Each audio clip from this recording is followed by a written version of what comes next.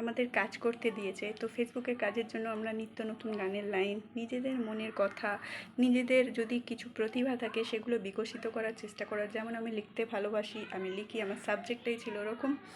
আর আমি গান ভালোবাসি, ভালোবেসে গান গাই, আর ক্যাপশান দিতে তো হয়ই।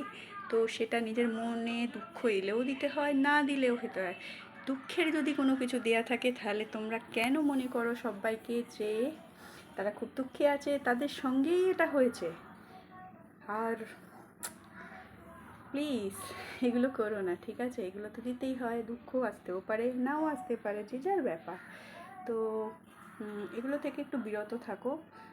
যদি মনে হয় সেই মানুষটা দুঃখে আছে, তাকে হাসাবার চেষ্টা করো, তাকে বারবার জিজ্ঞেস করে আঘাত একদম রিমি এটা করে না। এক্সপেক্ট করবে রিমির বন্ধুরাও যেন না করে।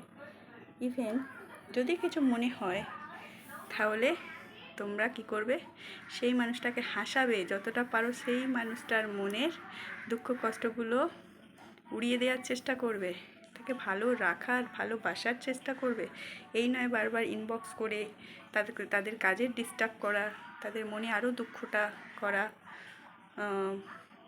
যদি সেই মানুষটা তোমাকে সত্যি ভালোবাসে, যদি তোমায় বিশ্বাস করে, তুমি যদি তার অন্তরে গেঁথে যাও, তাহলে সেই মানুষটা তোমাকে নিজের থেকেই বলবে।